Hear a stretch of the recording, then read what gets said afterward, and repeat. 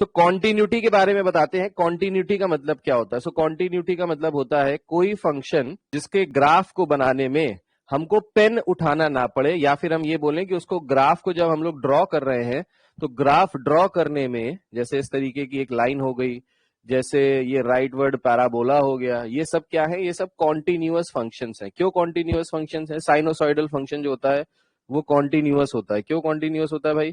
क्योंकि आप जब साइनोसॉइडल फंक्शन बनाते हो तो यहाँ पे क्या चलता है? यहाँ पे आपका वेव के फॉर्म में चलता है, कहीं पे भी ग्राफ ब्रेक नहीं होता है। तो कॉन्टिन्यूटी का मतलब होता है कहीं पे भी ग्राफ में ब्रेक नहीं होना चाहिए, कहीं पे भी ग्राफ पे बंप नहीं होना चाहिए, कहीं पे भी ग्राफ ऐसा नहीं होना चाहिए कि वहां पे कोई वैल्यू ना दे रहा हो।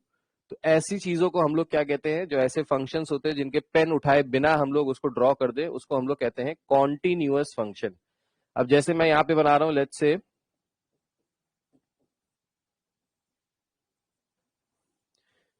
इस तरीके का फंक्शन मैंने आपको बना के दिया। अब इस फंक्शन में क्या हो रहा है? बेसिकली इस फंक्शन में हो रहा है, let's say at x is equals to 1, ये फंक्शन दिया है F x is equals to X. So यहां पे क्या हो रहा है? एक्स की वैल्यू 1 रखेंगे अगर, at x is equals to 1, f x की वैल्यू क्या आ जाएगी? F x will be equal to 1। So at x is equals to 1, x की वैल्यू 1 पे एफ एक्स की वैल्यू, एफ एक्स क्या होता है? एफ एक्स होता है बेसिकली वाई के बराबर। सो एफ एक्स का मतलब होता है वाई कोऑर्डिनेट। सो जब x कोऑर्डिनेट की वैल्यू 1 है तो y कोऑर्डिनेट की वैल्यू 1 आ रही है। अब यहां पे देखिएगा, जब x कोऑर्डिनेट की वैल्यू हम लोग रखेंगे at x is equals to 2, जब x की वैल्यू 2 रखेंगे तो यहां पे क्या हुआ? यहां पे ब्रेक हो गया। तो यहां पे y is not defined. At x is equals to 2, y is not defined. तो यहां पे क्या हो रहा है? यहां पे x इज इक्वल्स टू 2 पे y डिफाइंड नहीं है। यहां पे हमको नहीं पता y की वैल्यू कितनी है, इसलिए यहां पे हमने गोला बना दिया। ठीक है। अब इस तरीके का जो फंक्शन होता है इसको कहते हैं discontinuous function, which is not continuous. This is not continuous because जब हम फंक्शन को ड्रॉ करेंगे तो यहाँ पे एक बम्प आएगा, यहाँ पे एक ब्रेक आएगा, फिर उसके बाद ये फंक्शन आगे इसको ड्रॉ करेंगे। तो इस तरीके का जो फंक्शन होता है जिसमें बीच में ब्रेक होता है, बम्प होता है, उस तरीके के फंक्शन को हम लोग कहते हैं डिसकॉन्टिन्यूअस फंक्शन। फंक्शन कॉन्टिन्यूअस नहीं है। Greatest integer function, greatest integer function क्या होता है? सो ग्रेटेस्ट इंटीजर फंक्शन बेसिकली एक फंक्शन होता है। फंक्शन के बारे में मैं ऑलरेडी आपको समझा चुका हूं कि फंक्शन में हम लोग इनपुट देते हैं और उसके करस्पॉन्डिंग में हमारे आउटपुट्स मिलते हैं, राइट। सो ग्रेटेस्ट इंटीजर फंक्शन में क्या होता है कि जब हम लोग इनपुट देते हैं किसी भी फंक्शन में, तो ये होता है बेसिकली ग्रेटेस्ट इंटीजर फंक्शन में, लेट्स से हमने इनपुट दिया 1.00001 और दूसरा इनपुट दिया 1.99999। तो ये क्या करता है? ग्रेटेस्ट इंटीजर फंक्शन के अंदर की जो प्रोसेसिंग होती है वो इस तरीके से चलती है कि ग्रेटेस्ट इंटीजर फंक्शन में आप कुछ भी इनपुट दोगे तो वो क्या करेगा? उस इनपुट के करस्पॉन्डिंग जो मिनिमम स्मॉलेस्ट इंटीजर वैल्यू होगी उसको आउटपुट पे दे देगा। क्या बोला मैंने? मैंने बोला ग्रेटेस्ट इंटीजर फंक्शन में आप इनपुट दोगे तो उस इनपुट में के जो सबसे नियरेस्ट स्मॉलेस्ट इंटीजर होगा। अब देखिए 1.001 को अगर हम लोग नंबर लाइन पे रिप्रेजेंट करें तो ये 1 और 2 के बीच में आएगा। सो यहां पे कहीं पे आएगा 1.001 और यहां पे कहीं पे आएगा 1.99999 अगर नंबर लाइन पे ड्रॉ करें तो। अब ये जो 1.00001 है ये 1 से थोड़ी सी आगे आ रहा है और ये जो 1.99999 है ये 2 से थोड़ा सा पहले आ रहा है। तो यहां पे देखो क्या चल रहा है, बेसिकली 1 और 2 के बीच में आने वाले जितने भी नंबर्स होंगे डेसिमल में 1.2, 1.3, 1.4, 1.5, तो वो क्या करेगा? ग्रेटेस्ट इंटीजर फंक्शन इसको नियरेस्ट स्मॉलेस्ट इंटीजर के फॉर्म में आउटपुट देगा। तो यहां से जो नियरेस्ट स्मॉलेस्ट इंटीजर है वो क्या है भाई? जो नियरेस्ट स्मॉलेस्ट इंटीजर है वो 1 है, इसलिए यहां से जो आउटपुट आएगा वो क्या आएगा? 1 के बराबर आएगा, क्योंकि 1 और 2 के बीच में आने वाले सारे नंबर्स जब भी आप इनपुट के फॉर्म में देंगे तो वो आउटपुट में देगा 1। ये -2, राइट, -2 क्यों निकलेगा? देखिए -2 इसलिए निकलेगा, ये है -1, ये है -2, -1.9, सो -1.9 यहां पे कहीं पे आएगा, -1.9। अब -1.9 में जो स्मॉलेस्ट इंटीजर है उसकी तरफ हम लोग आंसर देंगे। तो -1 बड़ा है, -2 छोटा है। सो स्मॉलेस्ट इंटीजर -1.9 के जो नियरेस्ट है वो -2 है, इसलिए जो इसका आउटपुट आएगा वो -2 आएगा, ना कि -1 आएगा। तो ये गलती मत कीजिएगा, 99% बच्चा इसमें -1 लिख देता है, विच इज रॉन्ग। ये होता है हमारा ग्रेटेस्ट इंटीजर फंक्शन। तो ये ग्रेटेस्ट इंटीजर फंक्शन भी कंपटीशन में पूछा जाता है, क्लास 11 12th में ज्यादा पूछा नहीं जाता बोर्ड के लेवल पे, राइट।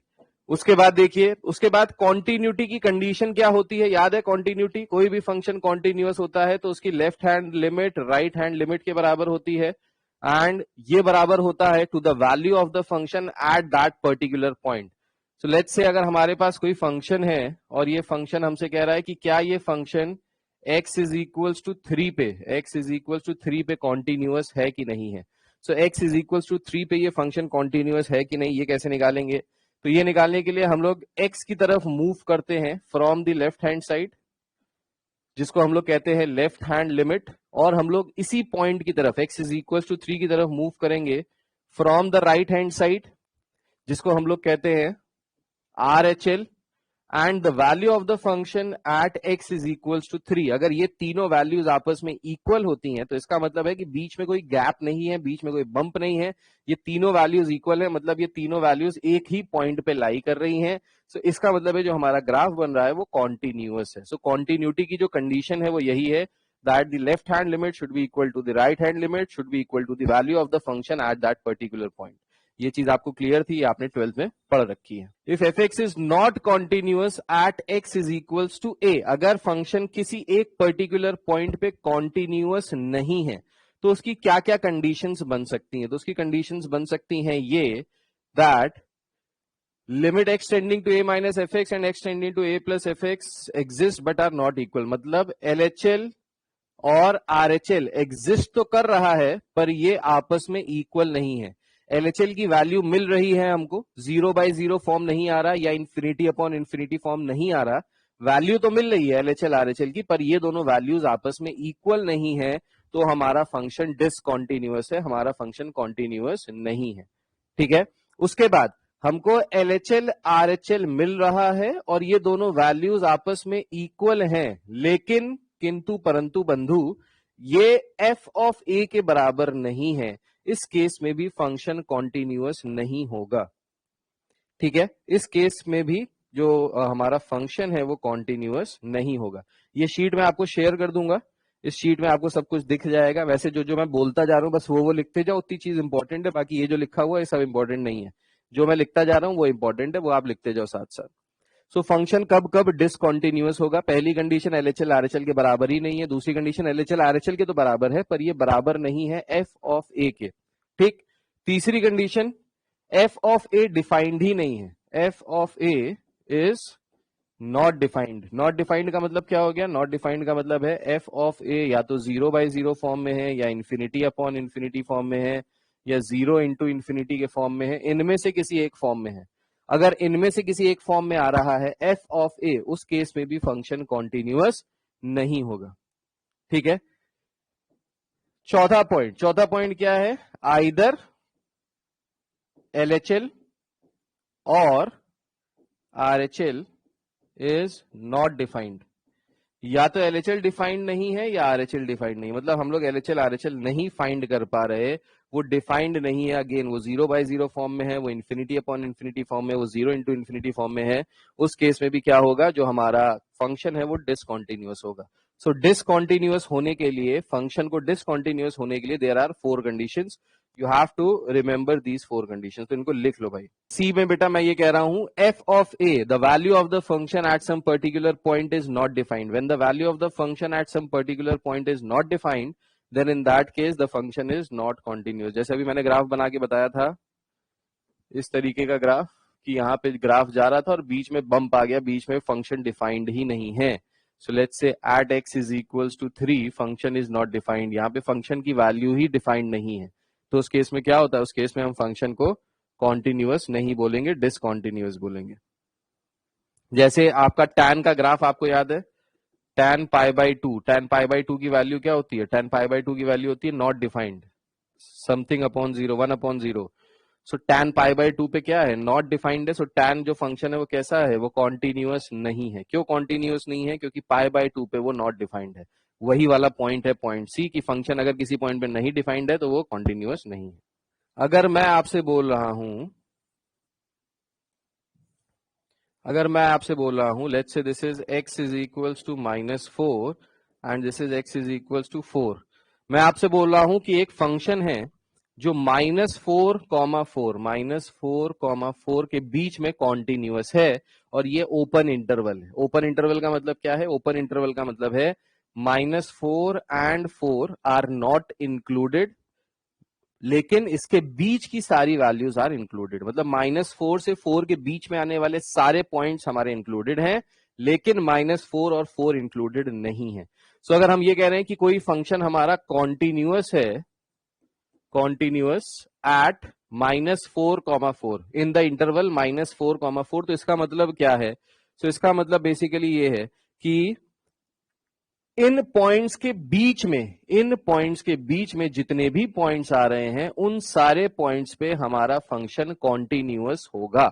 मतलब -4 से 4 के बीच में आने वाले जितने भी पॉइंट्स हैं, कौन कौन से पॉइंट हो सकते हैं? -3, -2, -1, 0, 1, 2, 3, 3.4, 3.5, 4.2, कोई भी वैल्यू जो -4 से 4 के बीच में आ रही है, अगर फंक्शन दिया है कि ओपन इंटरवल में कॉन्टिन्यूअस है, तो इसका मतलब है उसके बीच में आने वाले सारे पॉइंट्स पे वो फंक्शन कॉन्टिन्यूअस होगा, कहीं पे भी फंक्शन ब्रेक नहीं करेगा। ये चीज क्लियर है कि नहीं क्लियर है भाई? ये वाला पॉइंट बताइए, क्लियर है कि नहीं क्लियर है? अगर ओपन इंटरवल दिया है तो इसका मतलब है इनके बीच में आने वाले सारे पॉइंट्स पे फंक्शन हमारा कॉन्टिन्यूअस होगा। मतलब इनके बीच में आने वाले सारे पॉइंट्स पे हमारा एलएचएल आरएचएल के बराबर होगा, और ये बराबर होगा value of the function at that particular point. That point can be -1, -2, 0, 1.2, 3.2, कुछ भी।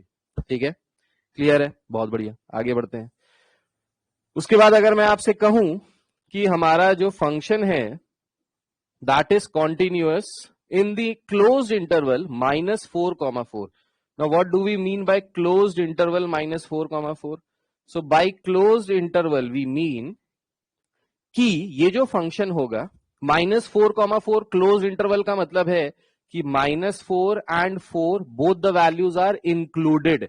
ये दोनों वैल्यूज यहां पे इंक्लूडेड हैं, ये मतलब हुआ -4,4 का। दूसरी बात, -4 से ये जो फंक्शन होगा ये आरएचएल में राइट हैंड साइड की अगर हम लोग बात करेंगे तो ये राइट हैंड पे -4 से राइट हैंड पे, देखो -4 से राइट साइड पे बढ़ेंगे तो -4 से राइट साइड पे क्या होगा? ये कॉन्टिन्यूअस होगा, जिसको हम लोग कहते हैं at -4 it will be right continuous. Right continuous, right continuous का मतलब क्या है? राइट कॉन्टिन्यूअस का मतलब है कि -4 से अगर हम राइट साइड की तरफ बढ़ेंगे तो हमको कोई ब्रेक नहीं मिलेगा, हमको कोई बंप नहीं मिलेगा। -4 से राइट साइड बढ़ने पे ये फंक्शन कॉन्टिन्यूअस होगा। सिमिलरली 4 पे ये लेफ्ट कॉन्टिन्यूअस होगा। 4 पे ये लेफ्ट कॉन्टिन्यूअस होगा का मतलब क्या है? 4 पे ये लेफ्ट कॉन्टिन्यूअस होगा का मतलब है कि 4 से अगर हम लेफ्ट हैंड साइड की तरफ मूव करेंगे, सो 4 इधर है, हम इधर से लेफ्ट हैंड साइड की तरफ अगर मूव करेंगे तो ये फंक्शन कॉन्टिन्यूअस होगा। सो -4 से राइट कॉन्टिन्यूअस, 4 से लेफ्ट कॉन्टिन्यूअस, और इनके बीच में आने वाले सारे पॉइंट्स पे ये कॉन्टिन्यूअस होगा। So continuous in the open interval -4,4। तो अगर हमको दिया है कि कोई फंक्शन कॉन्टिन्यूअस है at -4,4 and that too this is close interval, तो इसका मतलब क्या है? इसका मतलब है कि -4 पे राइट कॉन्टिन्यूअस होगा, 4 पे लेफ्ट कॉन्टिन्यूअस होगा, और -4 से 4 के बीच में ओपन इंटरवल्स में ये टोटल में यहाँ पे कॉन्टिन्यूअस होगा। ये है इसका मतलब। अब राइट कॉन्टिन्यूअस का मतलब क्या है? राइट कॉन्टिन्यूअस का मतलब है limit x tending to a plus f x will be equal to F of a. Left continuous का मतलब क्या है? लेफ्ट कॉन्टिन्यूअस का मतलब है, लेफ्ट कॉन्टिन्यूअस का मतलब है limit x tending to a minus F x is equals to F of A. ये मतलब हो गया लेफ्ट कॉन्टिन्यूअस का।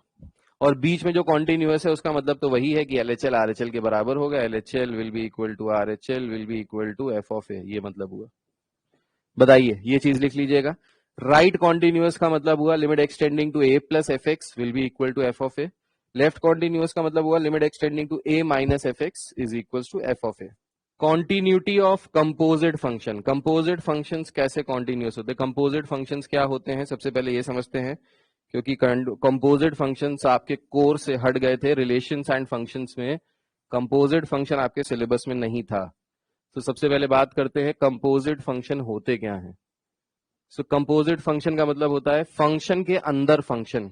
एक के अंदर एक के अंदर एक के अंदर एक। मूवी देखी होगी इंसेप्शन अगर आपने, तो वैसे ही है कुछ फंक्शन के अंदर फंक्शन। तो जैसे ये होता है f of g of h of x, इस तरीके का फंक्शन है, तो ये कहते हैं कंपोजिट फंक्शन। कंपोजिट फंक्शन क्या है?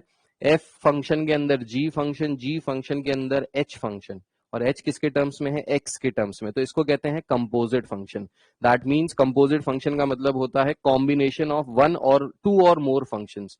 दो या दो से ज्यादा फंक्शंस को अगर हम कंबाइन कर दें, कोई भी मैथमेटिकल ऑपरेशन लगा के, एडिशन लगा के, मल्टीप्लीकेशन लगा के, सब्सट्रैक्शन लगा के, तो हम लोग उसको कहते हैं composite function. Now if we say that f x is a function which is continuous, f x एक फंक्शन है जो कॉन्टिन्यूअस है, सिमिलरली जी एक्स एक फंक्शन है, ये भी कॉन्टिन्यूअस है, तो इनसे बनने वाले जितने भी फंक्शंस होंगे, प्लस माइनस जी एक्स या फिर f x into g x, ये सारे function f of g x, ये सारे फंक्शंस कैसे होंगे? ये सारे फंक्शंस होंगे कॉन्टिन्यूअस। सो अगर आपको दो या दो से अधिक फंक्शंस दिए हैं जो कॉन्टिन्यूअस हैं, तो उनसे मिल के बनने वाले जितने भी फंक्शंस होंगे वो भी सब कॉन्टिन्यूअस होंगे।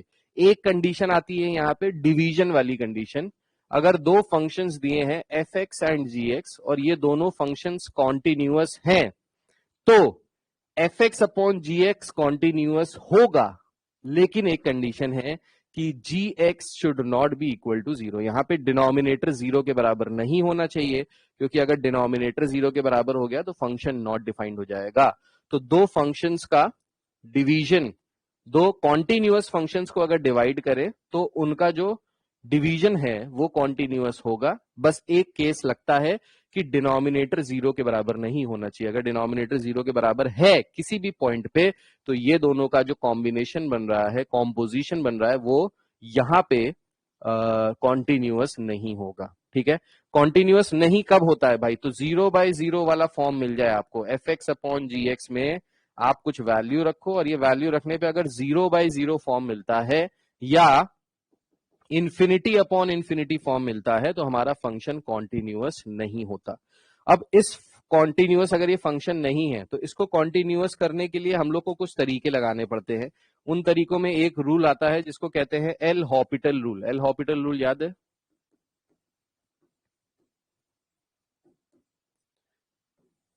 याद है ये रूल कि नहीं याद है भाई?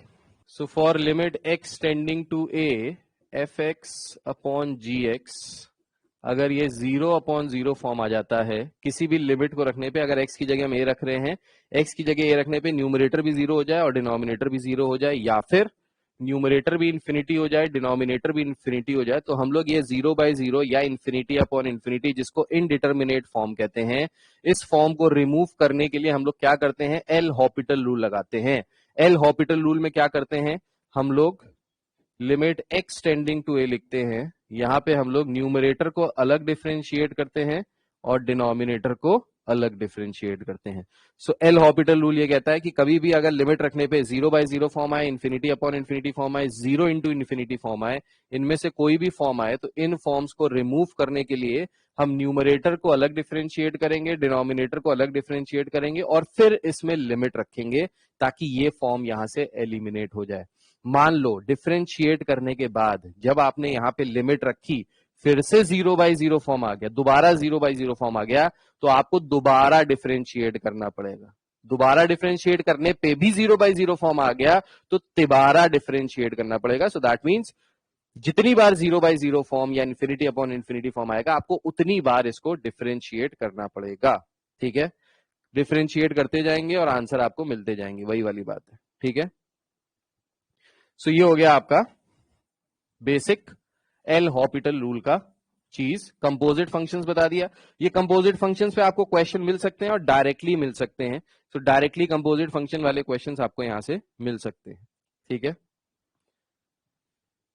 इसके बाद आता है right hand derivative, left hand derivative. इसकी कोई ऐसी वो आएगी नहीं, डायरेक्ट डिफरेंशिएशन ही आएगा। Right hand derivative, left hand derivative निकालने के लिए मुझे नहीं लग रहा कोई क्वेश्चन आएगा, अगर आएगा तो वो समझा दिया जाएगा। हाँ, उसके बाद डिफरेंशिएशन वाले देख लीजिए, वो भी बता देता हूं। डिफरेंशिएशन में भाई बेसिक फॉर्मूले आपको याद ही होंगे, अगर याद है तो बहुत अच्छी बात है, अगर नहीं याद है तो भाई डिफरेंशिएशन की पूरी एक प्लेलिस्ट बनी हुई है यूट्यूब पे, वहां पे जाओ, वो पूरी प्लेलिस्ट बैठ के देख लो, 3-4 वीडियोस पहले के देख लोगे तो आपको समझ में आ जाएगा। सो डिफरेंशिएशन में बेसिक रूल जो होता है वो क्या होता है, पावर आगे आ जाती है और जो ऊपर पावर है वो -1 हो जाती है। So x to the power n का डिफरेंशिएशन हो जाता है n x to the power n -1, ये आपको ऑलरेडी पता होगा। प्लस डिफरेंशिएशन में आपको बेसिक चीजें पता होनी चाहिए, जैसे प्रोडक्ट रूल, क्वोशिएंट रूल और चेन रूल, बस ये 3 रूल्स होते हैं यहाँ पे। तो ये 3 रूल्स अगर आपको अच्छे से आते हैं तो आपको डिफरेंशिएशन में कोई दिक्कत नहीं आएगी। इन तीनों रूल्स में अगर आपको प्रॉब्लम है तो यहाँ पे दिक्कत आएगी। Do you want me to explain these 3 चिंटू चीजें, product rule, quotient rule, chain rule? अगर बोलो तो समझाएं, नहीं बोलो तो नहीं समझाएं। शॉर्ट में देख लो, D by D X of u into V. अगर दो फंक्शंस हमको प्रोडक्ट के फॉर्म में दिए हैं, इनको डिफरेंशिएट करना है तो हम क्या करेंगे, पहले को रोकेंगे, दूसरे को ठोकेंगे, मतलब दूसरे को डिफरेंशिएट करेंगे, प्लस दूसरे को रोकेंगे, पहले को ठोकेंगे। बस ये है हमारा प्रोडक्ट रूल शॉर्ट में। ठीक है, पहले फंक्शन को रोकिए, दूसरे को डिफरेंशिएट कीजिए, प्लस दूसरे को रोकिए, पहले को डिफरेंशिएट कीजिए। पहला किसको ले, दूसरा किसको ले, जो आपको अच्छा लगे स्वाद अनुसार ले लीजिए, कोई दिक्कत वाली बात नहीं है। ठीक है, क्वेश्चन रूल में क्या करते हैं, सो क्वेश्चन रूल में अगर आपको डिफरेंशिएशन करना है दो फंक्शंस का which are in the form of numerator upon denominator, numerator और डिनोमिनेटर के फॉर्म में है, क्वेश्चन के फॉर्म में है, तो हम क्या करते हैं, सबसे पहले क्वेश्चन का स्क्वायर करते हैं। किसका, जो डिनोमिनेटर होता है उस डिनोमिनेटर का हमने क्या किया, स्क्वायर किया। अब इस डिनोमिनेटर का स्क्वायर करने के बाद डिनोमिनेटर को रोका, न्यूमरेटर को डिफरेंशिएट किया, माइनस न्यूमरेटर को रोका, डिनोमिनेटर को डिफरेंशिएट किया। ये हो गया आपका क्वोशिएंट रूल। ठीक है, सो क्या करना है, क्वोशिएंट को स्क्वायर करना है, जो डिनोमिनेटर है उसका स्क्वायर कर दो, फिर डिनोमिनेटर को रोको, न्यूमरेटर को ठोको, माइनस न्यूमरेटर को रोको, डिनोमिनेटर को ठोको। सो ये रोको ठोको से सारा काम हो जाएगा। चेन रूल क्या होता है, चेन रूल में भाई आपको याद रखना है वो जो बचपन में आपने पढ़ा था, आपने सीखा था, गोल गोल रानी कितना कितना पानी, वो वाला, that is chain rule. Chain rule में क्या होता है भाई, चेन रूल में अगर आपके फंक्शन के अंदर फंक्शन होता है, जैसे दिया है sine square 2x square -4, let's say इसका डिफरेंशिएशन करना है। ठीक है, सो इसका डिफरेंशिएशन करने के लिए हम क्या करेंगे, चेन रूल में हम क्या करते हैं, सबसे पहले बाहर वाली चेन को पकड़ते हैं, उसको डिफरेंशिएट करते हैं, फिर अंदर जाते हैं, फिर उसके अंदर जाते हैं, एंड सो, तो बिल्कुल अंदर अंदर एक एक स्टेप चलते चले जाते हैं। तो सबसे पहले जब हम डिफरेंशिएट करेंगे तो हम इसको बाहर से देखेंगे, जब इसको हम लोग बाहर से देखेंगे तो ये लिखा है साइन स्क्वायर 2x स्क्वायर -4, मतलब आपने इस साइन वाले फंक्शन को एज x मान लिया, तो ये बेसिकली x स्क्वायर वाला कुछ हो गया। x स्क्वायर का डिफरेंशिएशन करते हैं तो क्या होता है, 2 आगे आ जाता है, तो ये आ जाएगा 2 आगे आ जाएगा, और ये फंक्शन एज इट इज आ जाएगा साइन 2x स्क्वायर -4। तो यहाँ पे ये जो पावर है ये आगे आ गई, और साइन 2x स्क्वायर -4 को एज इट इज लिखा। अब इसके अंदर जाएंगे, अंदर जाएंगे तो साइन मिलेगा, साइन को डिफरेंशिएट करेंगे, साइन का डिफरेंशिएशन क्या हो जाएगा, साइन का डिफरेंशिएशन होता है कॉस 2x स्क्वायर -4। इसके और अंदर जाएंगे, एंगल वाले पार्ट पे जाएंगे, अब एंगल को डिफरेंशिएट करेंगे, तो एंगल को जब डिफरेंशिएट करेंगे तो ये आ जाएगा 4x -0। सो ये आ जाएगा टोटल फाइनल हमारा आंसर। हर स्टेप पे मल्टीप्लाई होगा, पहला दूसरे से, दूसरा तीसरे से, एंड सो ऑन। बस ये है चेन रूल। अगर आपको ये अच्छे से नहीं आता, आपको बिल्कुल एलैबोरेटिव इसका एक्सप्लेनेशन चाहिए, यूट्यूब पे मेरे चैनल पे जाइए, वहां पे सब कुछ इसको एलैबोरेटली बेहतरीन तरीके से एक्सप्लेन कर रखा है, वहां पे आप लोग समझ सकते हैं। ठीक है, कुछ फॉर्मूले जो आपको आने चाहिए, cos x का differentiation minus sine x, tan x का differentiation sec square x, cot x का minus cos x square x, sec x का differentiation sec x tan x, a की पावर x का डिफरेंशिएशन a की power x log a, then log x का differentiation 1 upon x, e की power x का differentiation e की power x, mod x का differentiation x upon mod x, sine inverse x का differentiation 1 upon under root 1 minus x square. ये सारे फॉर्मूले आप लोग ऑलरेडी पढ़ चुके हैं, ये आपकी ML अग्रवाल किताब में भी दिए हैं। अगर आपको नहीं आते फॉर्मूले, ये शीट भी मैं आपको शेयर कर दूंगा, यहाँ से ये सारे फॉर्मूले लिख लीजिएगा ताकि आपको कोई प्रॉब्लम, दिक्कत, परेशानी ना हो। हेलो बच्चों, हाँ, जैसे ये सर ने बोला कि जिस लेवल पे आपने थ्योरी पढ़ी, मैट्रिसेस डिटरमिनेंट इक्वेशन इस लेवल पे थे, कंटिन्यूटी के थोड़े से ऊपर है, बहुत ज्यादा नहीं है, लेकिन हाँ ऊपर तो ऑब्वियसली होंगे। एंड जैसा आप कह रहे हो हमने कभी पढ़ा ही नहीं, इसलिए तो पढ़ रहे हो यार, नहीं पढ़ा तभी तो पढ़ रहे हो। चलो फिर शुरू करते हैं हम लोग पहले क्वेश्चन से। यहाँ पे मेन चीज देखो, पूरे मैथमेटिक्स में आपको दो चीजें ध्यान देनी है। वो दो चीजें क्या है, स्क्वायर रूट के अंदर नेगेटिव नंबर नहीं होना चाहिए और डिनोमिनेटर में 0 नहीं होना चाहिए। बस ये दो चीजें हैं जो याद रखोगे एंड सारे क्वेश्चन आराम से कर पाओगे। तो पहला क्वेश्चन देखते हैं। Again you'll get 1 minute to solve it and then इसका आंसर बताता हूं। चलो शुरू हो जाओ बच्चों। एंड कहां पे आपको सोचने की जरूरत है, क्या गलत किया। तो यहाँ पे देखो आपके पास दो फंक्शन है F x and ji x, और ये कॉम्पोजिशन हो रहा है फंक्शन का, मतलब एफ एक्स के अंदर आप जी एक्स को डाल रहे हो, मतलब जो भी ये वैल्यू रहेगी 1/x², आपको इस x की जगह को रिप्लेस करना है। तो अगर आप एफ ऑफ जी एक्स लिखते हो, so what you'll get is 1 जहां जहां x था 1/x² डाल दो, 1/x² -1 इंटू 1/x² -2, यही तो एफ ऑफ जी एक्स। अगर आप इसको सॉल्व करा होगा तो मिला होगा 1/1 -x² upon x² into 1 -2 times x² upon x²। अब बेटा देखो, जो ये x² है इसको तो ऊपर भेज दो, डिनोमिनेटर में डिनोमिनेटर न्यूमिनेटर बन जाता है, तो इसको ऊपर भेजोगे तो तुम्हें मिल जाएगा x⁴ upon 1 -x² and 1 -2x²। अभी अभी मैंने तुमको बताया कि मैथ्स को जो तोड़ता है वो ये दो चीजें हैं कि स्क्वायर रूट में नेगेटिव नंबर नहीं होना चाहिए और डिनोमिनेटर में 0 नहीं होना चाहिए। सो इसी चीज को हम लोग लेते हुए करेंगे। अब डिसकंटिन्यूटी यानी कब आएगी, जब इसके डिनोमिनेटर 0 बन जाए। जब इसका डिनोमिनेटर 0 होगा तो ये डिसकंटिन्यूअस फंक्शन होगा। सो बस इतना ही तो करना है कि इस डिनोमिनेटर को 1 -x² को इंटू 1 -2x² को कंपेयर कर दो 0 से। ये 0 कब कब होगा, x की कौन सी वैल्यू के लिए डिनोमिनेटर 0 होगा, तो यहां से आपको आराम से मिल जाएगा। सो या तो x² की वैल्यू 1 हो या x² की वैल्यू 1/2 हो। तो यहां से आपको x की वैल्यू मिल गई कितनी, x की वैल्यू मिल गई प्लस एंड -1, और यहां से x की वैल्यू मिल गई प्लस एंड -1/√2। तो don't forget this plus and minus वाला सीन जो आप लोग अक्सर भूल जाते हो। चलो ये तो एक बात है कि एफ ऑफ जी एक्स हमें ये मिला, लेकिन ये फंक्शन भी तो कहीं ना कहीं डिसकंटिन्यूअस होगा। ये फंक्शन भी कहीं ना कहीं जो आप डाल रहे हो जिसके अंदर, वो भी तो डिसकंटिन्यूअस कहीं ना कहीं होगा। तो जो 1/x² है इसकी डिसकंटिन्यूटी कहां पे होगी, इसमें x की कौन सी वैल्यू आप नहीं ले सकते, 0। सो हमारे पास 5 वैल्यू, एक 0 +-1 एंड +-1/√2। तो option number B is the correct answer. So देखो बहुत ज्यादा डिफिकल्ट नहीं है, एक चीज देखनी थी कि डिनोमिनेटर में 0 कहां पे बन रहा है, जहां बना उससे x की वैल्यू निकाल ली एंड हमें आंसर मिल गया। देवांश 0 कैसे, देखो जिस फंक्शन को तुम यूज कर रहे हो, जैसे अगर मैं सिर्फ x रखता तो कोई फर्क ना पड़ता, लेकिन मैं इसको इसके अंदर डालने की कोशिश कर रहा हूं, तो ये कौन सी वैल्यू के लिए ये सेटिस्फाई नहीं करेगा, कौन सी वैल्यू के लिए ये वैलिड फंक्शन नहीं है। सो 1/x², जब x² 0 होगा, जब x² 0 होगा तभी तो वैलिड नहीं है, डिनोमिनेटर में 0 नहीं होना चाहिए, यानी x की वैल्यू कितनी हो गई, यहां से 0 नहीं होनी चाहिए। सो हम यहां पे ये निकालने कौन सी वैल्यू नहीं होनी चाहिए ताकि वो डिसकंटिन्यूअस हो जाए। चलो सबके भाई थम्स अप आ गए।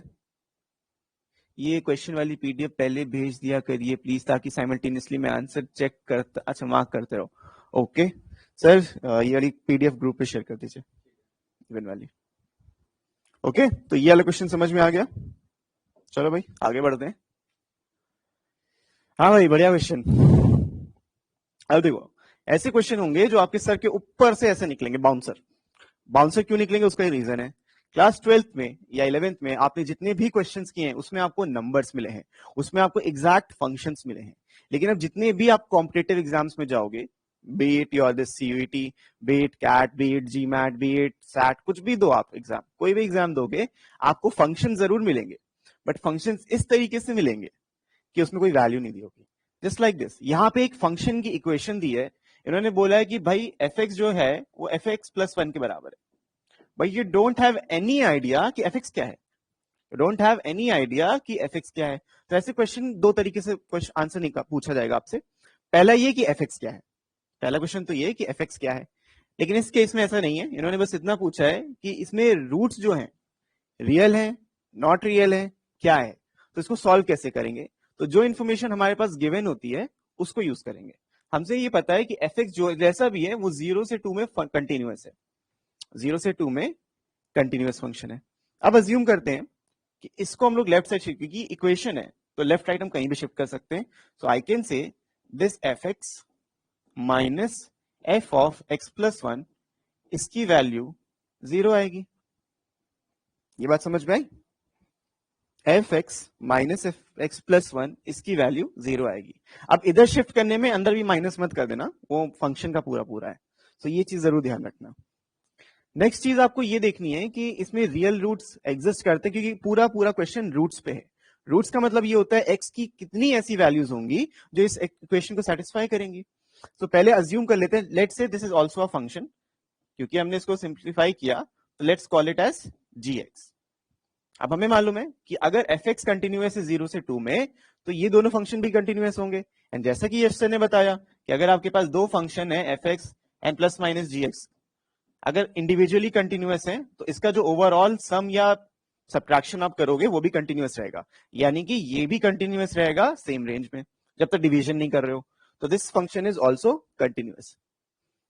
एक और बार बताओ बेटा, भाई तुम अभी खत्म कहां हुआ, जो एक और बार बताए। चलो इसको देख लो फिर देखते हैं।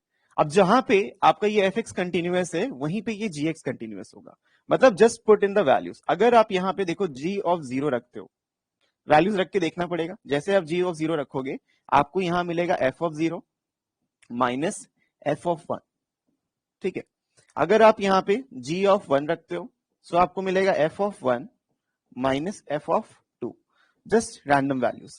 अगर अब हम इन दोनों को ऐड करते हैं, इक्वेशन को ऐड करते हैं, तो यहां पे आपको मिलेगा जी ऑफ 0 प्लस जी ऑफ 1, जो बहुत हद तक हमारे ओरिजिनल को रिसेंबल कर रहा है, जो हमने स्टार्टिंग में लिया था उसको रिसेंबल कर रहा है। तो यहां पे आंसर क्या आएगा? यहां पे देखो ऐड कर रहे हैं तो ये और ये तो कैंसिल आउट हो जाएगा। बचेगा कितना? बचेगा आपके पास F of 0 minus F of 2। अब क्वेश्चन में ही बोला था कि इन दोनों की जो वैल्यू है वो बराबर है।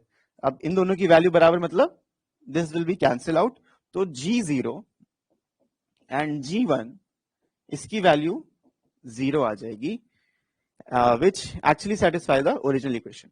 तो यहां पे ऐसी कोई भी वैल्यू सेटिस्फाई नहीं हो रही, या ऐसी कोई भी हमें वैल्यू नहीं मिल रही है जो डायरेक्टली इसको लिंक कर पाए, ठीक है। यहां पे ये 0 कब आएगा? जब जी ऑफ 0 और जी ऑफ 1 दोनों अपोजिट साइन होंगे। इसका मतलब क्या है? G of 0 equals to minus G of 1। अब हम एक इनपुट का एक ही आउटपुट मिले, मल्टीपल आउटपुट आपको ना मिले, समझना। एक इनपुट का एक ही आउटपुट मिले, मल्टीपल आउटपुट्स नहीं मिल सकते। तो जब जी ऑफ 0 रखोगे आपको माइनस जी ऑफ 1 मिलेगा, अब जी ऑफ 1 रखोगे आपको माइनस जी ऑफ 0 मिलेगा।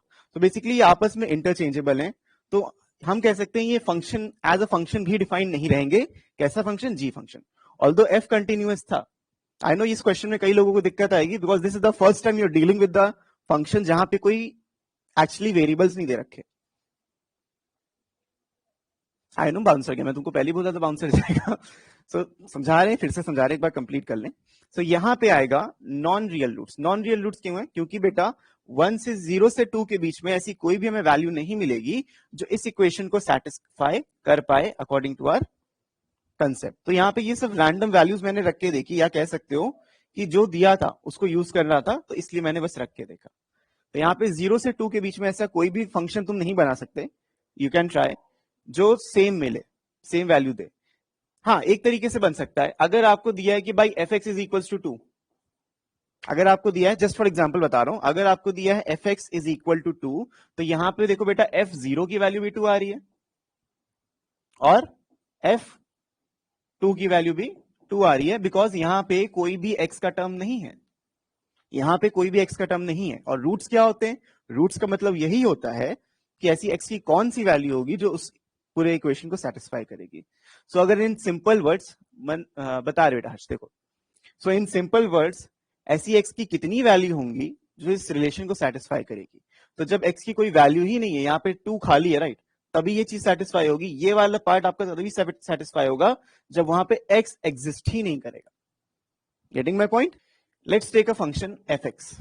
अब आप एफ एक्स में कोई भी फंक्शन लोगे, लेट्स से 2x प्लस 3, कोई भी नंबर रैंडम में फंक्शन ले रहा हूं क्योंकि इन्होंने डिफाइन तो किया नहीं है।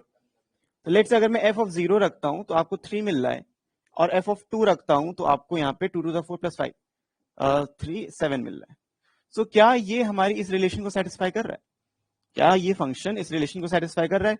आप ऐसे कई फंक्शंस भी फॉर एग्जांपल लेके देख सकते हो कि कौन सा फंक्शंस को सेटिस्फाई करेगा। सो आप एक कंक्लूजन पे आओगे कि ऐसा कोई भी फंक्शन नहीं होगा जो इस रिलेशन को सेटिस्फाई करेगा। ऐसा कोई भी फंक्शन नहीं होगा जो इस रिलेशन को इस इंटरवल के अंदर सेटिस्फाई करे। इसमें जितने भी रियल नंबर्स हैं इस इंटरवल में, ये तो सेटिस्फाई नहीं करने वाला। तो जब सेटिस्फाई नहीं करेगा तो हमें कौन सा फंक्शन मिलेगा? Let's say fx is equals to a constant k. इसके लिए कोई भी वैल्यू सेटिस्फाई करेगी। आप f ऑफ 0 रखो, आप f ऑफ 1 रखो, आप f ऑफ 2 रखो, आप कुछ भी रखो। जब fx किसी कांस्टेंट के बराबर होगा, कोई भी कांस्टेंट हो सकता है, डजंट मैटर क्या, तभी ये रिलेशन सेटिस्फाई रहेगा और ये रिलेशन भी सेटिस्फाई रहेगा। इसीलिए इसका आंसर जो आएगा वो आएगा there is no real root, non real root in 0 to 2। Non real root का मतलब यहां पे कोई x की वैल्यू है ही नहीं। सो सर ऐसे क्वेश्चंस वही है कि पहली बार आप देखोगे तो ऑब्वियसली बाउंसर जाना ही जाना है, नॉट अ प्रॉब्लम। एक बार आप इसको और ट्राई करो। अभी कंटिन्यूटी क्लास हमारी कल फिर से है। एक क्वेश्चन पे अगर हम पूरा टाइम दे देंगे बेटा तो बाकी क्वेश्चन रह जाएंगे, right? So you are getting that recorded classes, तो उसको भी एक बार कंसीडर करो। देखना नहीं आता है, इसमें कोई ट्रिक बता दीजिए बेटा। ट्रिक तो खैर कोई नहीं है इसमें इसमें you can not apply any trick, you just have to think logically कि ऐसे कितनी वैल्यूज होंगी, कौन सा फंक्शन मैं ऐसा बना सकता हूं जहां पे ये चीज सेटिस्फाई करेगी, राइट? जैसे कि अगर मैं बोलता कि f ऑफ 2 और f ऑफ -2 की वैल्यू बराबर है, तो अब मुझे बता सकते हो ऐसा कौन सा फंक्शन होगा जहां पे ये ट्रू रहेगा? तुम खुद बता सकते हो देख के। ऐसे कौन से फंक्शन में ये चीज ट्रू रहेगी जहां पे 2 रखो चाहे -2 रखो आपको सेम वैल्यू मिलेगी? बताओ, इजंट इट? आपको मालूम है x2 दोनों वैल्यू सेम मिल रही है। अब यही चीज यहां पे कर रहे हैं। ऐसी हम कौन सी वैल्यू रखें जहां पे f ऑफ 0 और f ऑफ 2 इक्वल मिले? कौन सी वैल्यू रख सकते हैं? सिर्फ एक कांस्टेंट रख सकते हैं। यहां पे अगर हम कोई x लगाने की कोशिश करेंगे तो उससे पूरा आंसर चेंज हो जाएगा।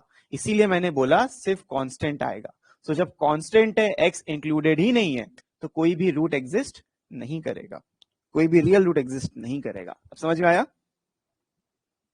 सही, इजी था। आगे बढ़ते हैं, देखते हैं और भी क्वेश्चन है यार, बहुत अच्छे क्वेश्चन है। अब देखो ये बहुत बढ़िया क्वेश्चन है और डायरेक्टली ये एल हॉपिटल रूल से सॉल्व आप कर सकते हो। कैसे एल हॉपिटल रूल से सॉल्व कर सकते हो? अगर आप इसमें देखो ए रखते हो, अगर आप इस फंक्शन में ए रखते हो तो क्या मिलेगा आपको? A square F A minus A square F A. जहां जहां एक्स है वहां ए रखना था, नीचे आ रहा है ए माइनस ए। सो हमें क्या मिल रहा है? 0/0 फॉर्म मिल रहा है। और डायरेक्ट नहीं रख सकते, आपको ये भी देखना है कि हाँ लिमिट लगी है या नहीं लगी है। तो आप डायरेक्टली ए रखने की कोशिश करते हो तो आपको यहाँ पे 0/0 फॉर्म मिलता है। तो जब भी 0/0 फॉर्म मिले एल हॉपिटल रूल लगा देने का। सो एल हॉपिटल रूल कैसे लगेगा? न्यूमरेटर में और डिनोमिनेटर में इंडिपेंडेंटली लगता है, क्वोशिएंट रूल का यूज नहीं करना।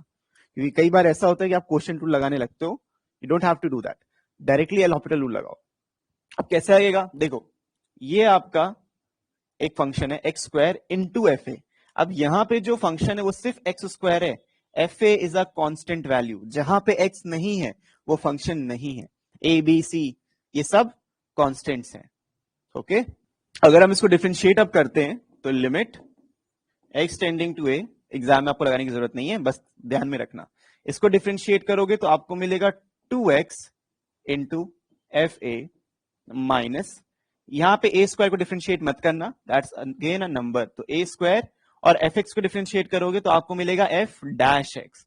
तो जिसको ये कंफ्यूजन है कि भाई फंक्शन का डिफरेंशिएशन क्या होता है, अगर जनरलाइज वे में लिखा जाए तो ये सिंपली होता है F dash x, that's it. इस तरीके से आप डिनोट कर सकते हो। नीचे क्या आ जाएगा? x को डिफरेंशिएट करोगे 1 आ जाएगा, कांस्टेंट को डिफरेंशिएट करोगे 0 आ जाएगा। सो आपको ये वैल्यू मिल रही है। अब यहां से अगर आप a रखते हो तो 0/0 फॉर्म नहीं मिल रहा, तो डायरेक्टली a रख दो तो आपको मिलेगा 2a into F A minus A square F dash A. तो कौन सा ऑप्शन मैच कर रहा है? आंसर कर दो, which option it is it? 2a F A minus first option, option number A. ठीक है, तो कोई ट्रिक की भी जरूरत नहीं, सिर्फ एल हॉपिटल रूल लगाओ, एक लाइन में आंसर आ जाएगा, 2 मिनट का काम भी नहीं है, hardly a minute. The set of points where this function is differentiable. अब फंक्शन डिफरेंशिएबल तब रहेगा जब वो कंटिन्यूअस रहे, फंक्शन डिफरेंशिएबल तब रहेगा जब वो कंटिन्यूअस रहे। अब इसकी कंटिन्यूटी कहां से कहां लाई करेगी ये चीज आपको बतानी है। It's a very easy question. अब डिफरेंशिएबल कब नहीं होगा? डिफरेंशिएबल कब नहीं होगा? जब ये 0 हो जाए। तो क्या कभी ये 0 हो सकता है? 1/mod x क्या कभी 0 हो सकता है? आप खुद बताओ। मॉड एक्स है, आप नेगेटिव एक्स रखोगे वो पॉजिटिव बन जाएगा, पॉजिटिव तो पॉजिटिव रहेगा ही रहेगा। सो हर जगह पे ये वैल्यू ट्रू रहेगी, ये हमेशा फॉल्स रहेगा ना। This can never happen. 1 plus anything positive can never be 0, isn't it? 1 plus anything positive can never be 0। सो इसीलिए इसका आंसर हो जाएगा सी। हाँ, लेकिन अगर इन्होंने ये बोला होता कि 1 माइनस मॉड एक्स का बताओ भाई, तो ये हो सकता था। कब होता? जब मॉड एक्स की वैल्यू यहां से 1 आती, तो एक्स की वैल्यू कितनी होनी चाहिए? एक्स की वैल्यू होनी चाहिए प्लस एंड माइनस 1। तो यहां पे ये डिसकंटिन्यूअस होता, तब आपका ये वाला आंसर होता अगर 1 माइनस मॉड एक्स होता। लेकिन 1 प्लस मॉड एक्स है, तो इस क्वेश्चन के लिए आपका option number C is the correct answer. Okay, देखो इजी क्वेश्चन है, बहुत ज्यादा डिफिकल्ट नहीं है। हाँ, एक दो ऐसे मिलेंगे जो सर के ऊपर से जाएंगे, ये भी इजी है, this is also not difficult. यहां पे भी एफ एक्स है और एक्स की वैल्यू पाई बाय 4 नहीं है, और जो एक्स है वो 0 से पाई बाय 2 में बिलोंग करता है। लेकिन हमसे बोला ही इन्होंने है कि एफ पाई बाय 4 की वैल्यू बताओ जल्दी से। एफ एक्स कंटिन्यूअस है इस इंटरवल में, तो एफ पाई बाय 4 की वैल्यू बताओ। जब हमसे क्वेश्चन में बोला, जब एक्सप्लेन कर रहे थे, उन्होंने बोला एक्स पाई बाय 4 नहीं होना चाहिए, और इन्होंने बोला पाई बाय 4 की ही वैल्यू बताओ। तो इस केस में जब भी इस तरीके से क्वेश्चन आए, आपको लिमिट्स का यूज करना है, लिमिट निकालना है। तो क्वेश्चन करना क्या है? क्वेश्चन ये करना है कि limit x tending to pi by 4 1 minus tan x upon 4x minus pi. तो अब अगर आप पाई बाय 4 रखते हो तो tan पाई बाय 4 1 होता है, ऊपर भी 0 आ रहा है, नीचे भी 0 आ रहा है, तो 0 बाय 0 फॉर्म बन रहा है। 0 बाय 0 फॉर्म के लिए क्या करना है? सिर्फ एल हॉपिटल रूल लगाना है। दिस इज 0, 1 का डिफरेंशिएशन 0, लगेगा माइनस साइन, tan x का differentiation sec square x divided by 4 into x, तो 4 आ गया, माइनस पाई का differentiation is 0। Pi is again a constant, just like C, just like K, just like A. Constant का differentiation is always 0। Pi एक number है, 5 होता, 10 होता, 25 होता, वैसे वहां पाई लिखा हुआ है, तो उसका डिफरेंशिएशन भी 0। अब कैसे? यहां पे लिमिट भी लगाते रहो, भूलना नहीं। Limit x tending to pi by 4। तो क्या अब ये 0 बना रहा है 0 बाय 0 फॉर्म? नहीं बना रहा है। तो बस आपको उठा के लिमिट रख देना है, तो minus sec square pi by 4, pi by 4 is 45 degree and upon 4। तो pi by sec pi by 4 होता है √2, √2 का स्क्वायर 2, तो यहां पे -2 मिल जाएगा upon 4। Final answer -1/2। So option number C is the correct one. Got it बेटा? This is Lagrange's mean value theorem का क्वेश्चन है। अब मुझे कैसे पता लाग्रांजेस का क्वेश्चन बिना करे? ये देखो, जब भी बोला जाए कोई फंक्शन डिफरेंशिएबल है किसी रेंज के बीच में, और आपसे ये वैल्यू बोली गई कि एफ डैश एक्स की वैल्यू इतनी है, इससे ज्यादा होगी, सो आपको ये बताना है कि ओरिजिनल फंक्शन क्या होगा। सो लाग्रांजेस मीन वैल्यू थ्योरम में आपको करना क्या है? आपको बस एक काम करना है। देखो, लेट्स से ये भी जो वैल्यूज हैं आपको दी है, एक्स बिलोंग्स टू 1 से 6 क्लोज इंटरवल में दिया है। सो जो भी ये वाली वैल्यू होगी, let's call it as a, initial value, और ये तुम्हारी फाइनल वैल्यू, इसको बी बोलते हैं। So Lagrange's mean value theorem ये कहता है कि जब भी आप इन फंक्शंस का डिफरेंस लेते हो, जो भी आपका फंक्शन दिया है उसका डिफरेंस लेते हो, एंड ऑल्सो जो रेंज है उसका फाइनल माइनस इनिशियल करते हो, तो जो भी आपका आंसर निकल के आएगा वो एफ डैश सी के बराबर होगा। एफ डैश सी के बराबर होगा। ये लाग्रांजेस मीन वैल्यू थ्योरम का फॉर्मूला है। अब आपको यहाँ पे ये नहीं चेक करना होगा, इट्स दिखाना नहीं होगा इट्स कंटिन्यूअस, इट्स डिफरेंशिएबल, कुछ नहीं। आपको बस ये वाली चीज यूज करने का है एंड आपका आंसर आ जाएगा। अब यहाँ पे सी क्या है? सी वो पॉइंट है, जैसे कि यहाँ पे सी वो पॉइंट है जो बेसिकली डिफरेंशिएबल है वहां। ऑलराइट, ये चीज समझ में आ गई सबको बेटा? लाग्रांजेस मीन वैल्यू थ्योरम ये कहता है कि अगर आपके पास कोई एक्स की रेंज दी है और फंक्शन डिफरेंशिएबल है, अगर x की कोई रेंज दी गई है और फंक्शन डिफरेंशिएबल है, तो वहां पे एक ऐसा सी पॉइंट लाई करेगा, एक ऐसा सी पॉइंट लाई करेगा जो इस इक्वेशन को सेटिस्फाई करेगा। आप समझ में आया? लाग्रांजेस मीन वैल्यू थ्योरम बस इतना कहता है, एक सी पॉइंट ऐसा लाई करेगा जो इस इक्वेशन को सेटिस्फाई करेगा। अब यहां पे इन्होंने ये बोला है कि जो एफ डैश एक्स है, अब यहां पे तुम एक्स भी लिखना चाहो तो कोई बात नहीं, you can also right x है, ठीक है? ये कह सकते हो इसके डिफरेंशिएशन के इक्वल होगा अगर हमें रेंज दी गई है। तो यहाँ पे इन्होंने बोला जो f डैश x है उसकी value greater than equal to 2 है। अगर इसकी value greater than equal to है यानी कि इस पूरे की वैल्यू भी ग्रेटर देन इक्वल टू 2 है। तो यहाँ पे बस आपको वैल्यूज रखनी है। b मतलब ये जो फाइनल वैल्यू है that is f of 6, a मतलब जो इनिशियल वैल्यू है f ऑफ 1, नीचे आपके पास आएगा 6 माइनस 1, सिर्फ वैल्यूज रखना था, देखो इजी था, is equal to f dash x, और f डैश x की जगह जो वैल्यू आएगी वो ग्रेटर देन इक्वल टू 2 आएगी। तो आप ये कह सकते हो कि भाई ये जो है आएगा पूरा, ये जो पूरा था ग्रेटर देन इक्वल टू 2 था, सो हमारा f of 6 greater than equal to, यहाँ पे ऑप्शन में है 2 5 माइनस 2 प्लस में 10 ग्रेटर देन, ठीक है, ग्रेटर देन इक्वल टू 2 आएगा। सो अगर एफ एक्स जो है तुम्हारा F dash x greater than equal to 2 है, यानी कि ये वाली जो वैल्यू है वो आपकी पूरी ग्रेटर देन इक्वल टू 2 है। क्यों? बिकॉज यही तो पूरा एफ डैश एक्स है, सी यही तो पूरा एफ डैश एक्स है और ये ग्रेटर देन इक्वल टू 2 है। ये चीज उन्होंने बोली थी बस, क्लियर। अब एफ ऑफ 6 की वैल्यू दी है, कहीं नहीं दी है, तो सिर्फ एफ ऑफ 6 यहाँ पे आपको रख देने का है, माइनस एफ ऑफ 1, डिनोमिनेटर में आ जाएगा 6 minus 1 which is 5 greater than equal to, और यहाँ पे F of F dash x की वैल्यू थी greater than equal to 2, cross multiply कर लो, पॉजिटिव नंबर इनइक्वालिटी चेंज नहीं होगी, तो यहाँ पे आपको मिलेगा F of 6 minus F of 1 is greater than equal to 10। तो एफ ऑफ 6 की वैल्यू कितनी आ गई, यहां से एफ ऑफ 6 की वैल्यू आ गई greater than equal to 10 plus F of 1, और एफ ऑफ 1 की आपको वैल्यू क्वेश्चन में ही दी थी विच इज -2। तो यहां से आपका फाइनल आंसर जो आएगा F of 6 is greater than equal to 8, ठीक है। तो इसमें ऑप्शन नंबर ए करेक्ट है। तो इसमें बेसिकली आपको इक्वेशन निकालनी थी और कुछ नहीं, इनइक्वालिटी का निकालना था। Got it? मनश, कौन सा रूल है, कैसे पता चलेगा? बेटा रूल ऐसे पता चलेगा, दो चीजें आपको देखनी है कि पहले बात तो जो फंक्शन है वो डिफरेंशिएबल हो फॉर ऑल एक्स और किसी रेंज के बीच में हो। इसीलिए मैंने डायरेक्टली लाग्रांजेस मीन वैल्यू थ्योरम का यूज किया। यहाँ पे एफ डैश एक्स एक वैल्यू होती है, लेकिन इस क्वेश्चन में बोला कि ये ग्रेटर देन इक्वल टू 2 है, सो हमने उसके अकॉर्डिंग वर्क किया। यहाँ पे देखो ये क्वेश्चन एफ एक्स की वैल्यू ये है, अब बताओ कि कंटिन्यूअस है, डिफरेंशिएबल नहीं है या डिसकंटिन्यूअस है। तो यहाँ पे क्या आएगा आपको ये बताना है। चलो भाई शुरू हो जाओ। इक्वेशन फिर से लिख दें? चलो यार इक्वेशन फिर से लिख दे रहे हैं, तो इस क्वेश्चन में तो टाइम लगेगा। इक्वेशन ये होती है लाग्रांजेस मीन वैल्यू थ्योरम की, F of B minus F of A upon B minus A is equal to F dash of C x, जो भी आपको दो। सी इसलिए लिखते हैं क्योंकि एक एग्जैक्ट वैल्यू होती है, यहां पे इन्होंने एक्स इसलिए लिखा है क्योंकि एक रेंज में वैल्यू है। तो यहाँ पे ये प्रॉपर फॉर्मूला आपका होता है। ए बी क्या है? ए बी वो क्लोज इंटरवल है जहां पे ये फंक्शन डिफरेंशिएबल होना चाहिए।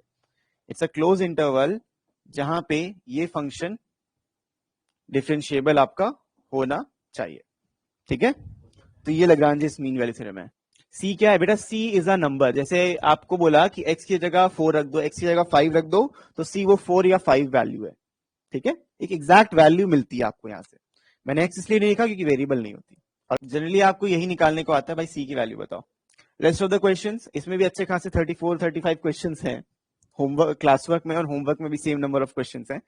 सो इसको अब हम लोग कल करते हैं, कल कंप्लीट हो जाएगा। कुछ क्वेश्चंस हैं जो लेंदी थे, जैसे ये वाला,